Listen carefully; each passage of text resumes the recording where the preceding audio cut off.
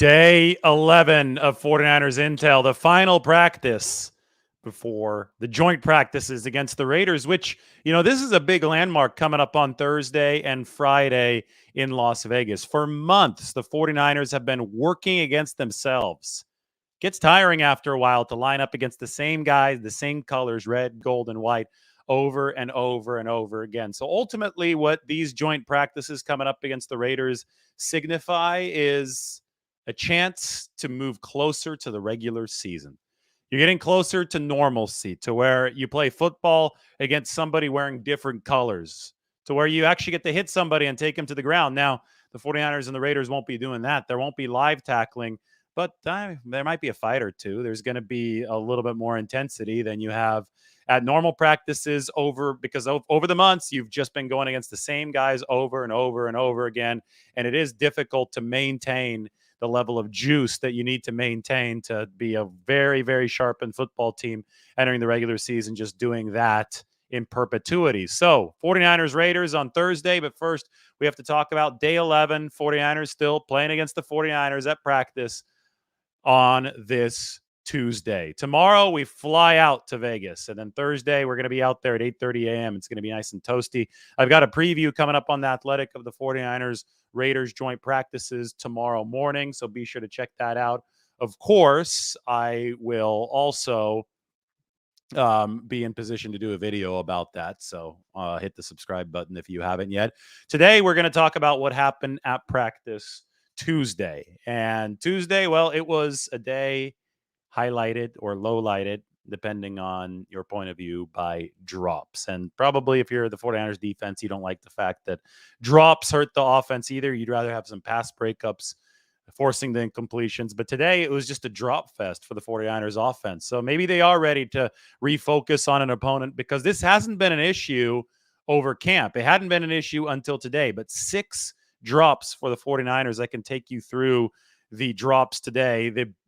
Mike told me the chat section wants an accounting of the drops, so we can go ahead and go through that. But Cameron Latu was the main culprit. 49ers rookie tight end.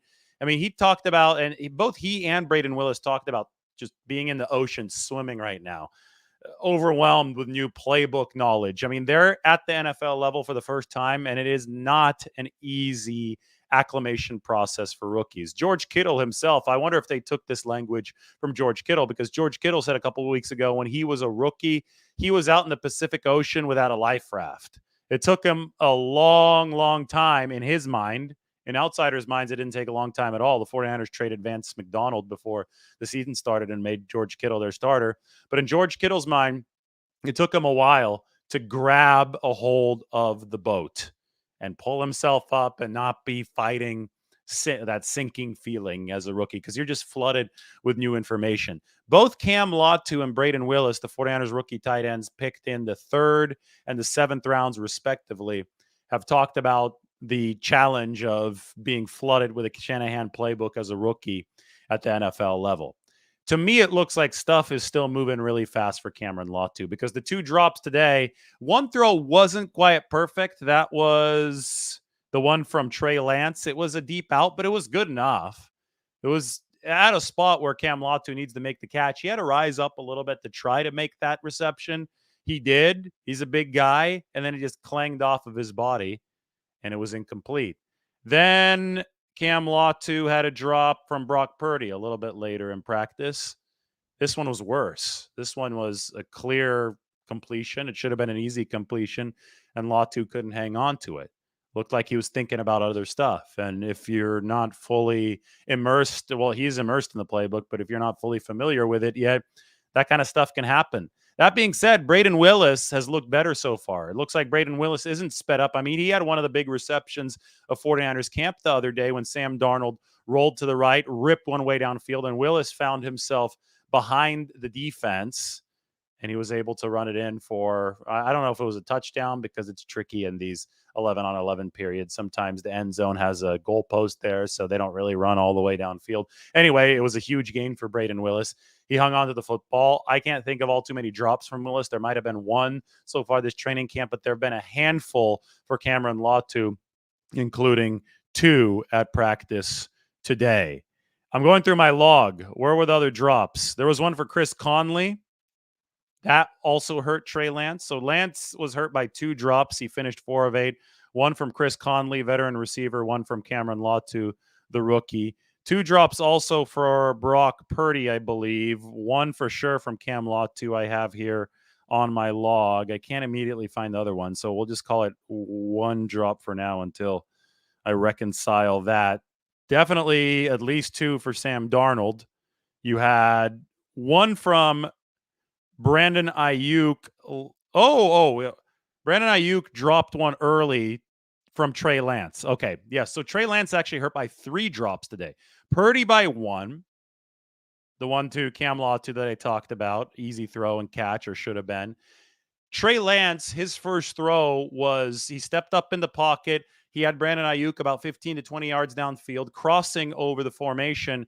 And again, it wasn't a perfect pass. And Ayuk kind of went down to the ground to try to make the catch, and it just kind of clanged off his hands and then off his chest.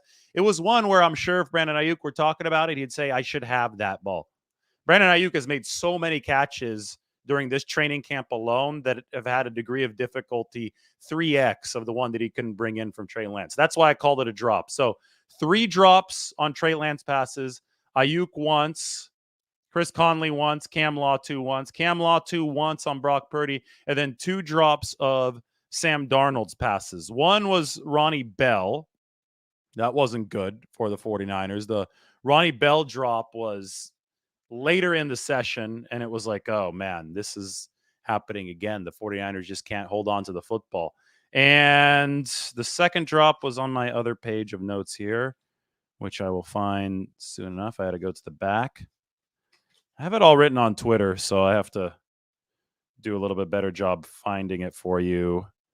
Did Ray McCloud drop one today? Don't quote me on that, but there was one more to make it 6. It might have been Ray McCloud at the very end, or it could have been, no, Willie Snead. Willie Snead dropped the pass. Yeah. So Willie Snead was drop number 6 today. You get it. There's a lot of drops. There are a lot of notes right here. I'm going through the log. 49ers just couldn't hang on to enough passes. And it was to the point where they seemed contagious today. There was, the first team offense was running a move the ball, hurry up period late, and they had to pick up a 4th down conversion. And Purdy threw over the middle to Brandon Ayuk, and it should have been an easy first down, but it was made difficult by the fact that Ayuk let it clang off his hands, then off of his pads, then up into the air, and then he tipped it once up into the air. And I'll give Brandon Ayuk credit. I mean, he did bobble the initial attempt at the catch, but then, I mean, he made it really hard on himself, kept his focus on the football, and somehow grabbed it in traffic after it was bouncing up every which way. So that actually allowed the first team offense to move the chains at the end of this practice, gave them some momentum, maybe a better feeling in their mouth leaving to Las Vegas, but it was still emblematic of some of the sloppy struggles of the day. 49ers offense just wasn't crisp today. They weren't great yesterday. I mean, I talked right before I left Orange County for the day off on Sunday, I talked about how the 49ers offense day after day after day was putting together a high completion percentage. It started to make me wonder, is this defense operating at, full cylinders right now? And obviously they don't have Nick Bosa out there. So the answer to that is probably no. But we saw the 49ers quarterbacks cumulatively completing 70+% of their passes for quite a long stretch there. Past 2 days, it hasn't been nearly as pretty. I can add it up, but let's just do this one by one right now. Brock Purdy, 9 of 16. Trey Lance, 4 of 8, 3 drops in there. 1 of 2 for Brandon Allen, and 5 of 9 for Sam Darnold with 2 drops. So 6 drops total. Let's add it together. Cumulatively, you have 9 plus 4 is 13, plus 1 is 14, plus 5 is 19 completions. And then 16 plus 8 is 24, plus 2 is 26, plus 9 is 35. So 19 of 35 for 49ers quarterbacks. They're over 50% today, but just barely, right? That's somewhere in the low 50s, and that's because of the drops. And those can kill drives. Those can hurt your move the ball sessions. The area of focus today for the 49ers offense and defense in the move the ball periods was 3rd and long. And the first team offense got 3 cracks at the 3rd and long, so 2 plays generally, because you get 3rd and 4th down. They couldn't get it done. They couldn't move the chains. To Trey Lance and the second unit's credit against the second team defense, They moved the chains both times, but they needed the help of an offsides penalty one of the times. And Sam Darnold's unit did have one opportunity, and a completion to Willie Snead did move the chains. So the second unit, which is split by Trey Lance and Sam Darnold, went 3 of 3 in its opportunities to move the chains. The first unit went 0 for 3. That's why I said it wasn't a great day for Brock Purdy. And it would have been a miserable day and move the ball had they not started moving it in no huddle a little bit late. And I think that left the 49ers with a positive note, at least, to go into Vegas. The 49ers did travel to Vegas. I guess they have posted a travel sizzle reel. We don't have the sizzle reel from practice yet from the 49ers, but we do have the travel reel that Mike just sent me. So why don't we take a look? That'll be fun to watch, right? We can watch the travel reel as the 49ers head to Vegas. All right, I have it downloaded. Gonna grab the video file and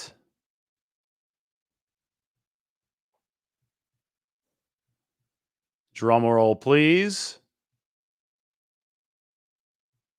Here we go. There they are.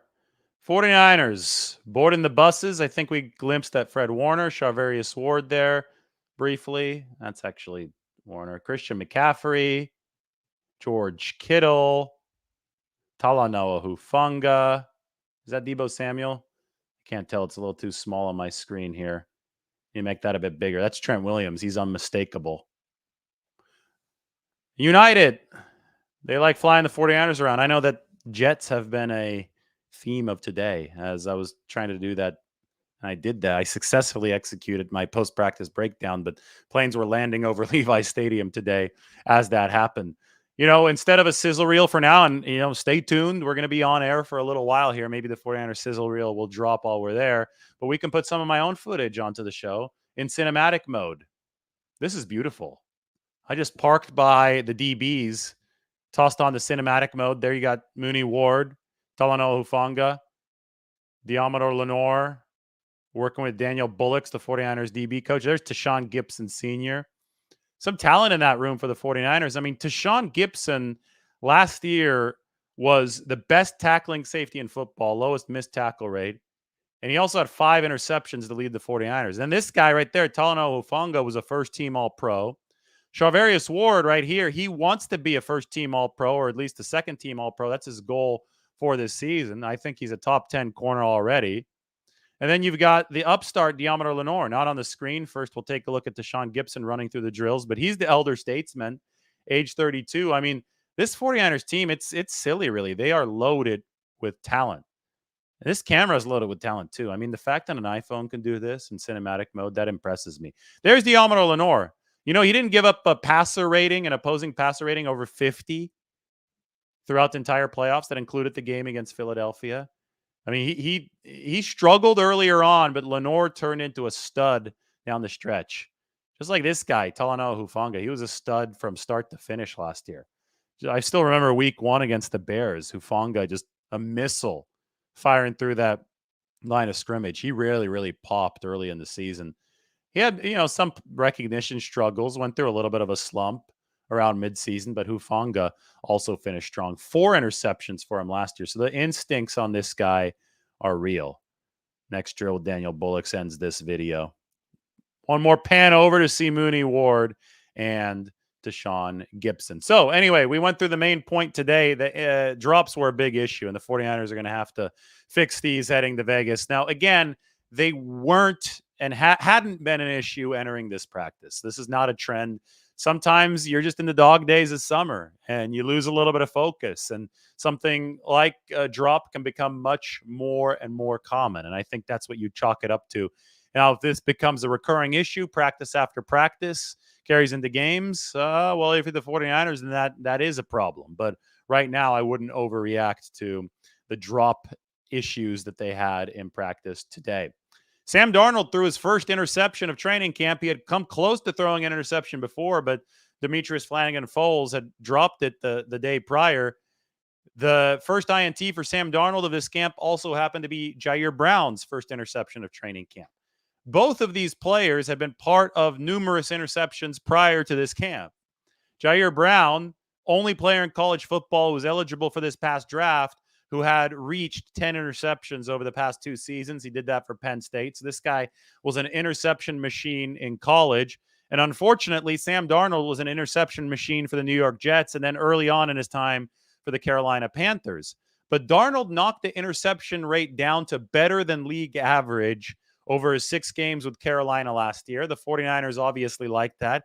And so far through camp, he's only thrown 1 interception, the one that he tossed to Jair Brown today. It was a deep shot from Sam Darnold. He was trying to escape pressure. Some might call it a sack because Dalen Hayes appeared to touch him, but I chart every throw because for me, it's an accuracy measure. That's all you can really tell out of this charting. I'm not out there to say who's the best quarterback based on completions and attempts. That'd be completely asinine. But I am out there to at least generally track accuracy. And I've said it before. If I stay consistent with my tracking, and I have over the past 3 years, Trey Lance completed 48% and moved the ball in 2021, 55% overall last year. Neither of those two are good marks. And this year, up until 2 days ago, and I think even yesterday, he was at 68 or 69%. Now, 4 of 8 is not going to lower him too much. That's what he went in practice today, but there were those drops, right? I think it generally evens out, though, because there are going to be some inaccurate throws that end up being completions. Trey Lance is still in the mid to high 60s as far as completion percentage goes.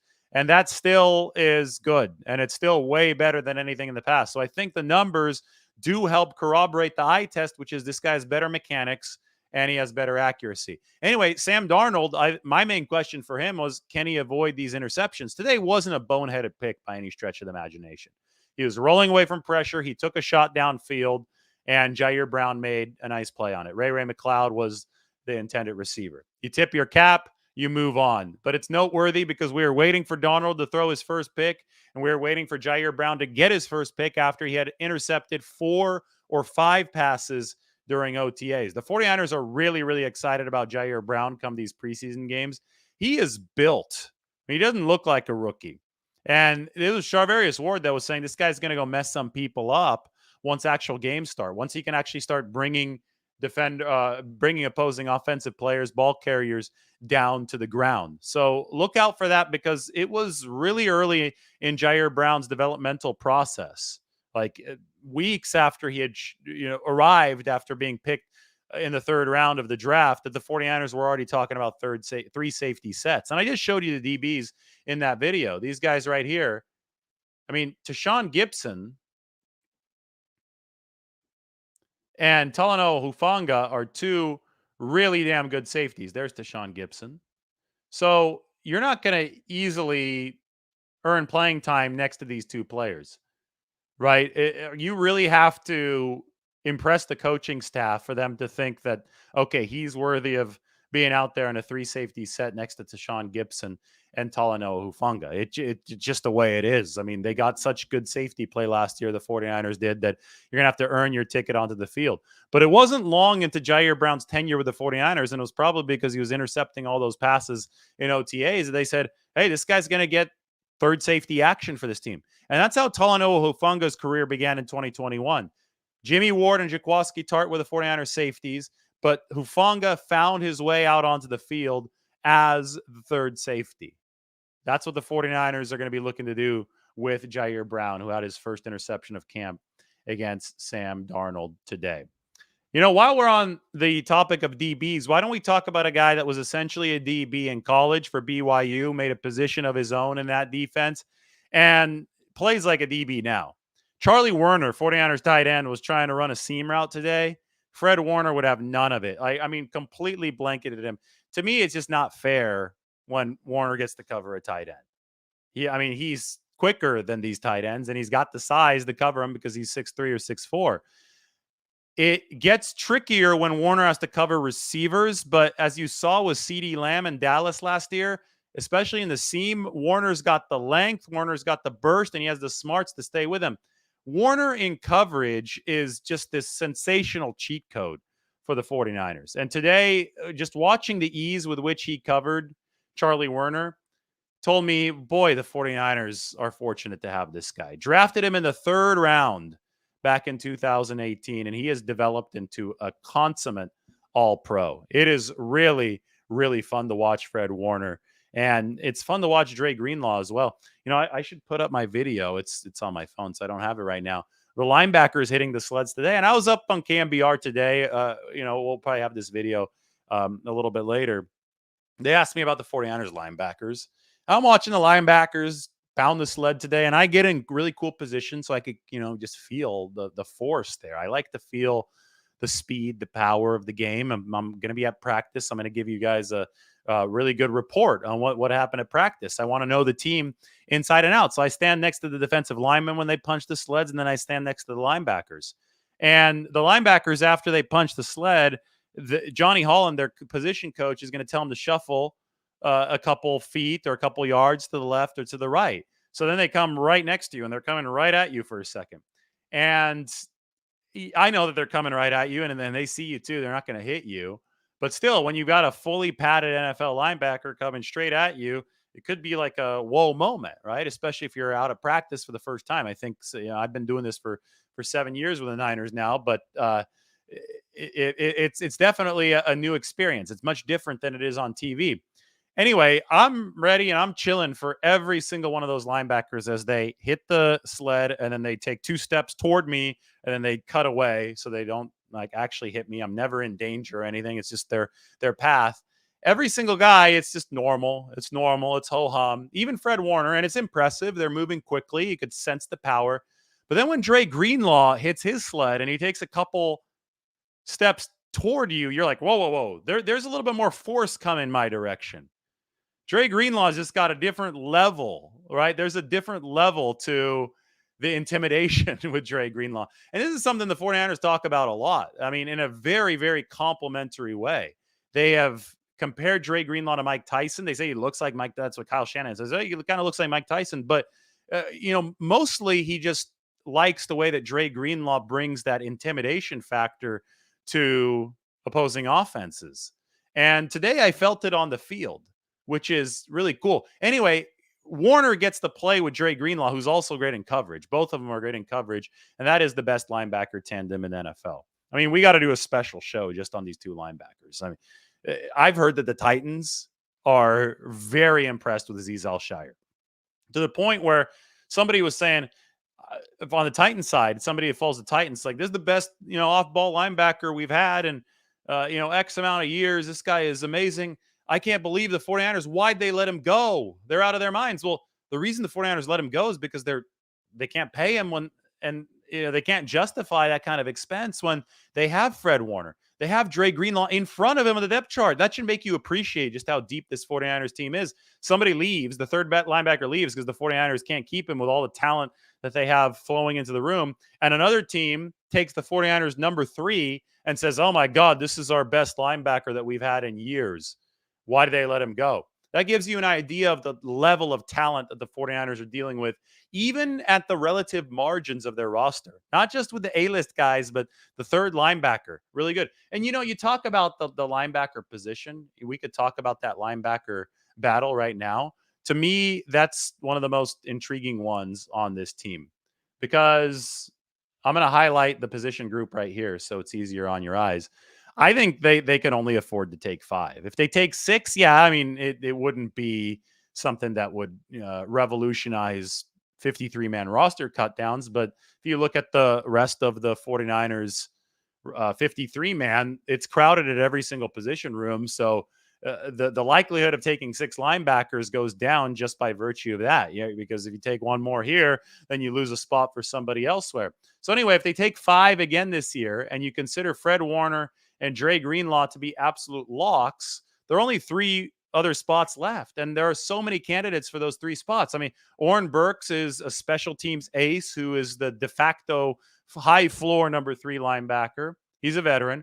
Marcelino McCrary-Ball has been getting in there with the first team. He spent the season in the practice squad last year, and he's fast, he's strong, he's in great shape, and it looks like he's coming along really nicely for the 49ers to trust him higher up on the depth chart. Demetrius Flanagan-Fowles is a player they really trust. He's been with the team for a while now. Another special teams ace. Almost had 2 interceptions the other day. Picked off Trey Lance, should have picked off Sam Darnold, but he dropped it. So already right there, you've got 3 guys that are like, okay, wow, these guys have really strong arguments to make the football team. guess what? We haven't even gotten to the 2 rookie draft picks yet. Jalen Graham and D. Winters. And then you have Kiava Tazino out of San Diego State, who played for the Pittsburgh Maulers of the USFL.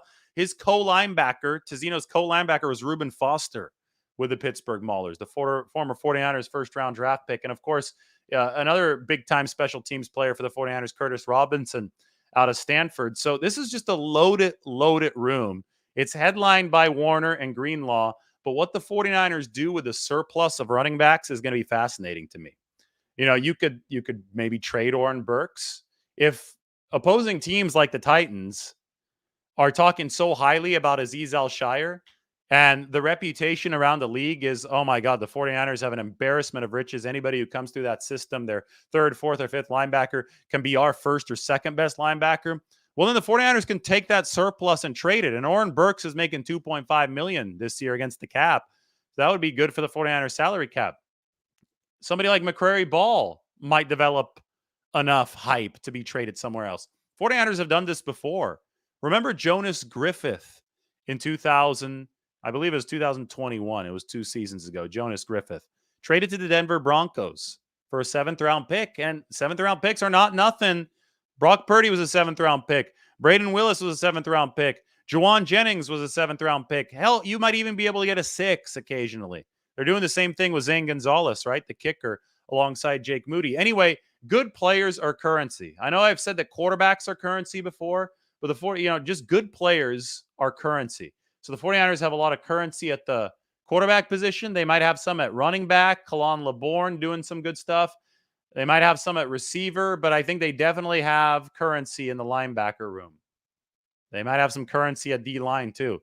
49ers might be wheeling and dealing by the time that this roster cut down comes. All right, I mentioned Zane Gonzalez. Let's move on to Jake Moody if we want to get into the real wow aspect of this practice. So I'll tell you what happened here, because this is a good story. It's a simple story, but it's a good one. We have a full bottle of water. I took this one, I grabbed at the facility on my way out today. Haven't even had a chance to drink it. They do have enough water at the facility, which is good, because Santa Clara can be a desert, especially this time of the year. You know what's going to be a desert? Literally so, Las Vegas. Hopefully we don't end up in the desert like they did in The Hangover. But anyway, Jake Moody today, he was the only one that kicked. Zane Gonzalez didn't kick today. Moody, 58-yard try, no problem. 3 or 4 minutes later, they line up from 60. And I was standing next to Tim Ryan, 49ers radio broadcaster, on the 58-yard try. He was like, hey, was that 58? Did I see that right? I'm like, yeah, it looked like 58. Then Moody lines up for the 60, and he just blasts it. I mean, we're talking a screamer off of his foot. The thing hits, you have the field goal post, which is about 5 yards ahead of the fence. It clears the crossbar, and it drills the top half of the fence behind the field goal post from 60. So, it would have been good from at least 66. And Tim Ryan we see this kick unfold in front of us, and he just kind of pans his head and looks at me with a blank face. Doesn't say anything and just looks at me. It was like, did we both see that? A kick from 60 yards from the 49ers rookie kicker, Jake Moody, clear the crossbar at a I don't think it would have made it from 70 yards, but it would have been really close. I think it would have made it at least from 66. Let's put it that way. And it was like this moment on the practice field where we just went quiet for a second or two. And we're like, this is really impressive. Now, they still have Zane Gonzalez on the football team. A lot of people laughed because the 49ers put out their roster today. In fact, I should find this. This was good stuff. The 49ers PR staff puts out the week of a game. So this was the first time since the week of the first preseason game. They put out an unofficial depth chart. This is not the coaching staff's work. This is just what the PR staff puts out.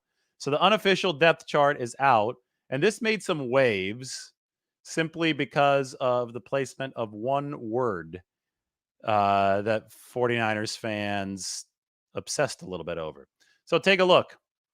First, at the quarterback room, they put Brock Purdy in the first string, and then they put Trey Lance or Sam Darnold, right? That's a pretty important or.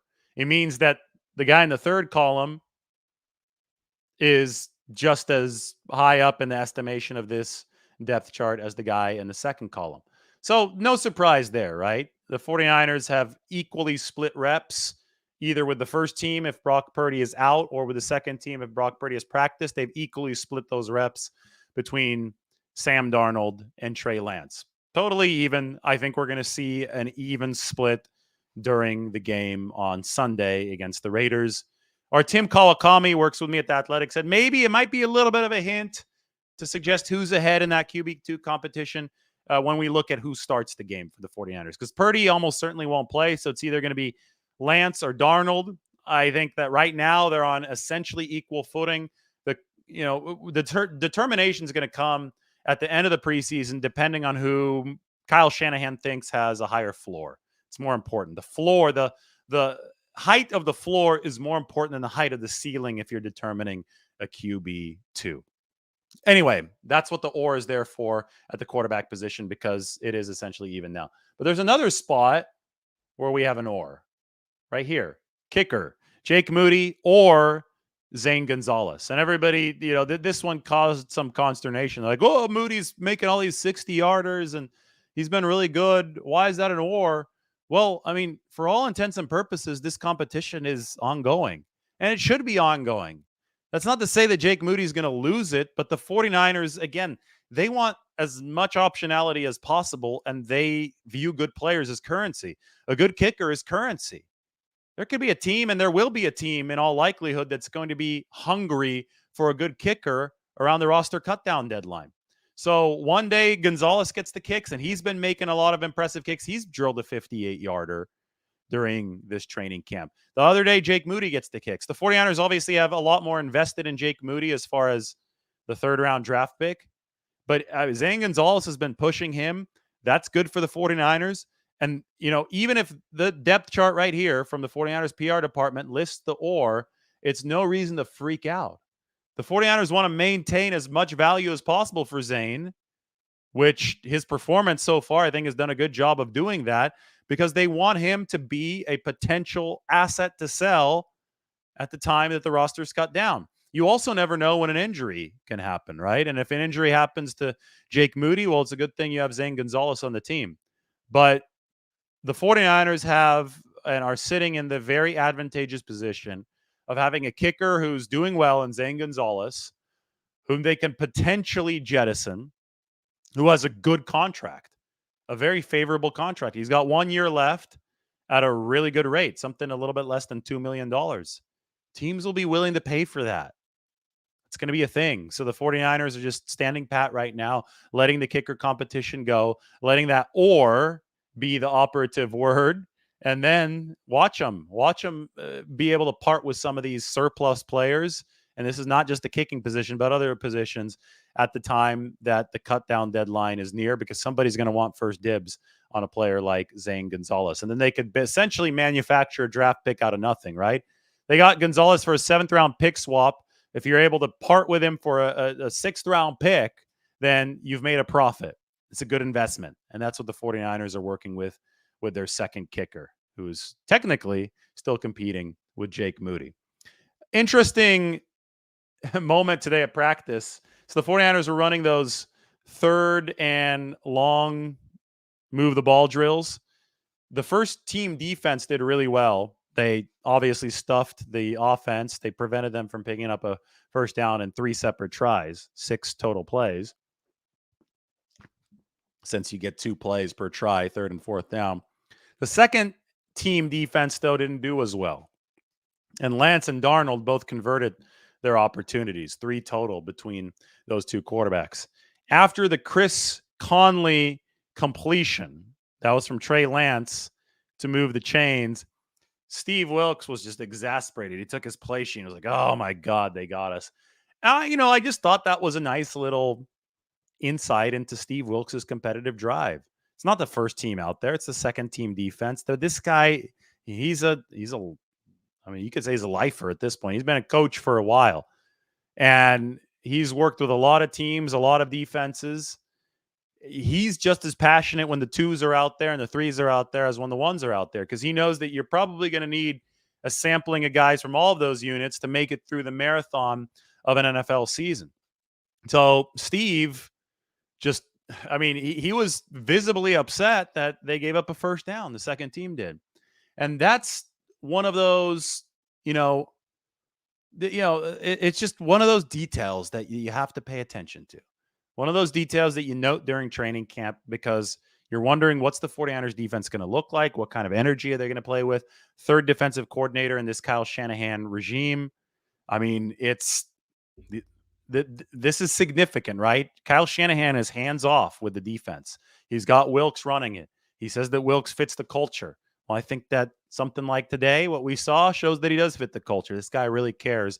And you know what? The blitzes that Wilks is dialing up, and he's dialing up way more pressure than defensive coordinators in the past. I mean, the last time that we saw him as an NFL DC was with Cleveland in 2019. Steve Wilks blitzed 38% of the time. The Niners under DeMeco Ryans last year blitzed only 22% of the time. It's a huge uptick. I think earlier in camp, the 49ers were still getting the feel of blitzing with Steve Wilks and his packages, right? And that, I mean, in the NFL, everything's really precise. If you're a step off, you're not hitting that hole that you're supposed to blitz through, or timing wise, that blitz is not matching up with the coverage on the back end. I mean, millimeters do really matter at the NFL level. So to me, over training camp, watching this evolve over these past 2 weeks, I think that the 49ers have gotten much, much more used to Steve Wilks' blitz calls, and they are now executing them with the precision that they need to be executed with, because the past 2 days, so many more of these blitzes have successfully hit for the 49ers. There was the Purdy pick six that came on a blitz, right? Today, he dials up more blitzes. Then he gets upset, Steve Wilks does, when he's not able to snuff out the second team unit and move the ball. But the trajectory has been an upward one for the 49ers defense, and that's what you would expect. And, you know, we'd seen growing pains under both previous defensive coordinators, right? Robert Saleh and then DeMeco Ryans, the start of their 49ers tenures were not always smooth, and then their defenses roared to life as they learned how to become defensive coordinators. Steve Wilks already has experience as a DC, so I don't think there's newbie fear with him. But there is going to be inevitably an acclimation period between what he's calling and what the 49ers are running. And if that acclimation period was just the first 2 weeks of camp, and it doesn't even last into the regular season, and we've seen, I mean, that's kind of what's happened here, right? The quarterbacks were completing all these passes. Last two practices, 49ers defense turned on the Jets. If the acclimation period's already over, 49ers should be ready to hit the ground running in week one, especially once Bosa's back. And they're not worried about Bosa. Don't worry about that. But to me, the evolution already has been fascinating with Steve Wilks, and I thought I would share that one nugget with you. Speaking of depth charts, I know the 49ers put theirs out. Could put my own out too. I mean, this one's, I mean, those of you who are familiar with my work probably weren't surprised when anything on the 49ers won, because it is very, very similar. I think the 49ers PR staff is looking at the same thing that I'm looking at.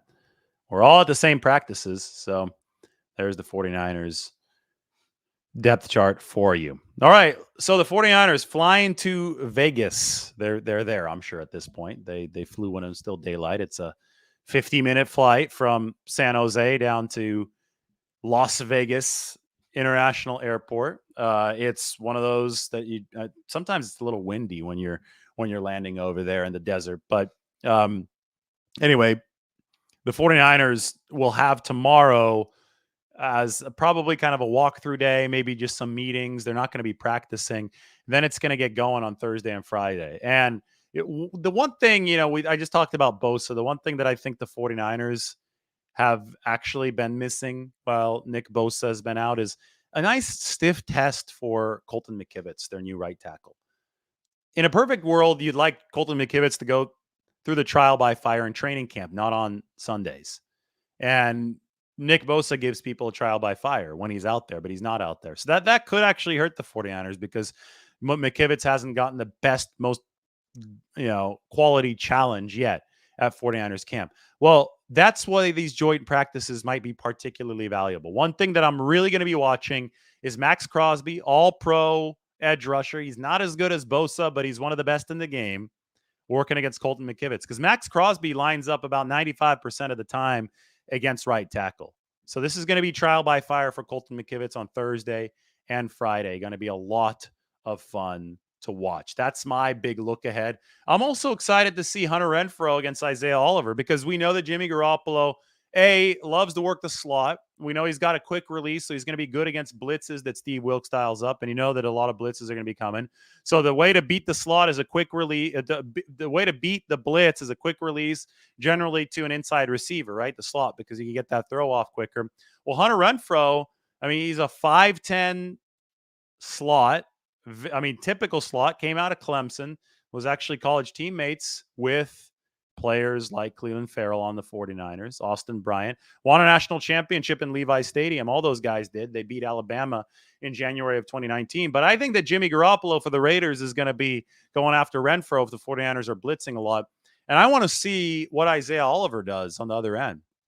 Because the 49ers went out and they got a bigger nickel back this year. Oliver is 6 feet, 210 pounds. Not a little shutterbug like K'Wan Williams, 5'9", 175. 49ers wanted to play the run better. They wanted to play the big slot better. But they're going to be challenged in a comparative way here by a smaller slot receiver, a throwback slot receiver, if you will. As the league has moved to bigger sizes to the slot, you go back to Hunter Renfrow, who's, the shifty slot receiver. How are the 49ers going to cover that? How is Isaiah Oliver going to do? That's going to be a big question in my mind entering these practices against the Raiders. All right, 41 minutes of talking, maybe 42 minutes. Why don't we open it up to a 49ers Q&A? The chat is 568 comments long. Man, it's a long chat. Gopher just said exactly what I did. He has a concern, Bosa not being in training camp, is Colton McKivitz can't get better by facing Bosa. And I think it's fair. I think that's a fair downside. It's fair to state that.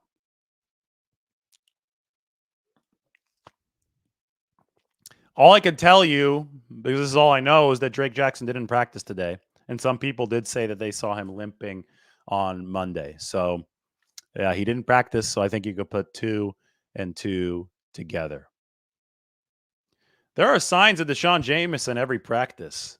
He's a stud. And it's going to be fun to watch him against guys like Hunter Renfrow of the Raiders this weekend. How do I think the 49ers offense will fare against the Raiders defense? Well, let's put it this way. I've never heard of the Raiders linebackers until today. Obviously I heard of them as I was preparing for the Raiders today, but the 49ers, we could say that they have a lot more name recognition than the Raiders. One of the linebackers for the Raiders, his name is Divine Diablo, which I think is an awesome name, by the way. Divine Diablo. He's one of their starting linebackers. 49ers have Fred Warner and Dre Greenlaw on the other side. I struggle to see a world in which the Raiders are going to be able to cover Christian McCaffrey and Ty Davis Price and Deebo Samuel coming out of the backfield. Kyle Shanahan abuses opposing linebackers if they're not up to the coverage par. So I think that the 49ers, what's interesting is that they're going to probably see creative defensive alignments, a lot of dime packages, a lot of teams replacing their linebackers with defensive backs to be able to cover the likes of McCaffrey. Of course, that makes you weaker against the run game, which is what makes the 49ers versatility so lethal. But maybe the 49ers see a preview of how teams will try to defend them against the Raiders, because I don't think that these Raiders linebackers are going to be able to hold up mano a mano against the 49ers weapons.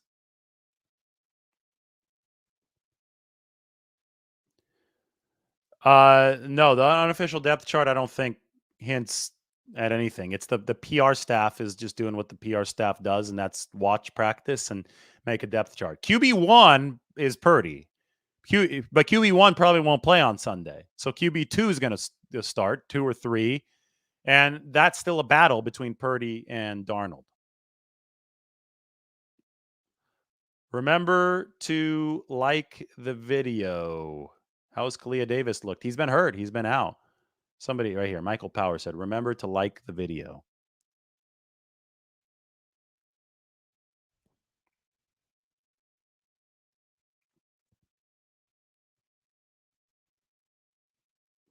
Just like Val Ramos said, smash that like button. Gonna get a little water here. How do you guys like the football in the background? Right there. Football, stack of books, two plants. Had to bring in some greenery. Be interesting when we do a show with more daytime lighting in here. I think the plants will be a little bit better illuminated.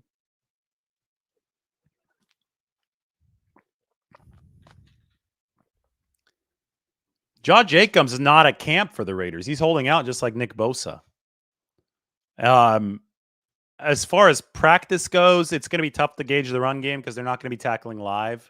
And then in the preseason game, you're not going to see starters. So don't read too much into anything this weekend. Use it for individual evals.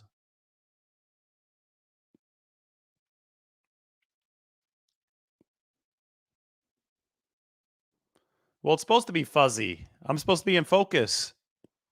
That's the point of the background. It's a quality camera. Everybody likes cinematic mode. You can still see the jersey. I know you can't see the back of it, but you're not supposed to see the back of it. You can see the back of the Andrew Luck one. See, it's his luck. But I got the 17 one facing the other way.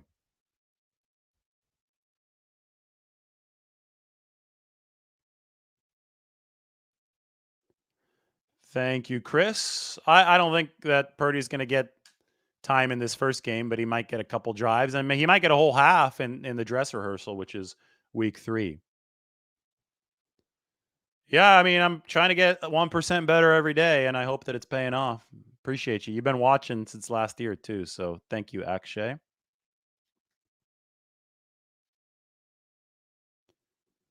Yeah, but no, this is the point. You're not supposed to be focused on the background.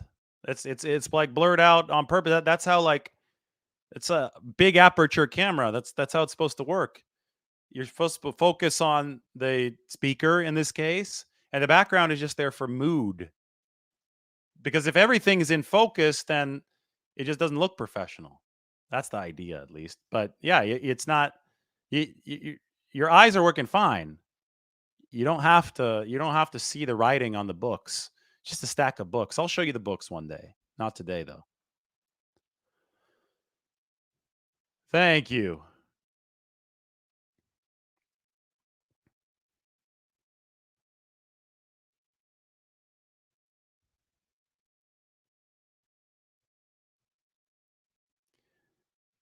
We're keeping it neutral here. I'm not like trying to cheer for the 49ers with the room. So I'm not going to paint it red and gold. So that's why I got the Andrew Luck jersey. I got the 17 jersey here. I'm trying to it's a thematic thing. It's a theme. It's a theme. We're not out here with pom-poms. We're here talking, we're analyzing football. I see all these questions about Drake Jackson, and to be honest, I don't know. Like, they haven't disclosed anything. I know that he missed practice, and I know that some people say that he was limping a little bit the other day. So we'll find out in due time. If somebody wants to come and paint a mural on the wall, please be my guest. I think Ty Davis Price is on track to be running back too. Totally transformed his body. Went from 215 to 228, but in muscle, he cut fat along the way. I mean, he looks really, really good. Good. Somebody likes the football behind me.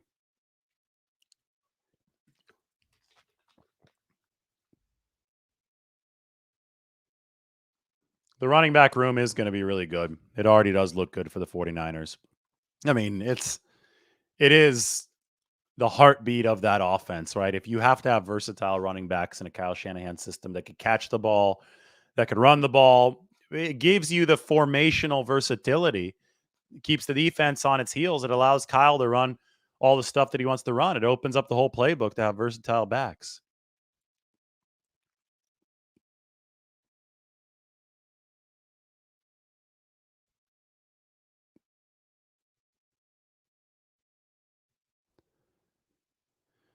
With the offensive line, I'm never sure with the offensive line entering a season. I need to see more from Colton McKivitz. I can't wait to see him against Max Crosby. I need to I want to see the second year jump that Burford, Brendel, Banks can make together. You want to make sure that Trent Williams is still plowing along at a top level, even at age 35. This is why you need the actual season to start. You're only going to learn so much through camp and preseason. Then the lights come on September 10th at Pittsburgh, and you start to figure out, okay, what's this football team all about? And even then, sometimes it will take a few weeks.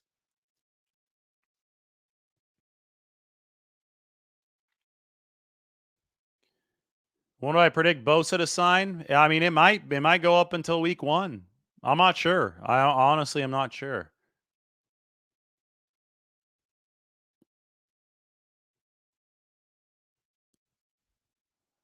Guard while Banks is out, John Feliciano. And then if John Feliciano is their veteran guard pickup, he started at center for the Giants last year. If he's not available, then the 49ers move on to either Nick Zakel or Jason Poe. There was a practice where Feliciano was out and Banks was out. Banks with a concussion, Feliciano with a shoulder, and they rotated Poe and Nick Zakel at left guard. Appreciate you, 49ers Sports Talk, and I appreciate everybody watching this show. Everybody hit that like button. We've gone nearly another hour. We're off to Vegas tomorrow, but more content coming before then. Make sure to subscribe to The Athletic and check out the preview for the 49ers Raiders practices coming out tomorrow morning that I have for you. So, and I'll talk to you also through here before then. All right, everybody, thank you. We will talk to you very soon. Goodbye for now. Bye.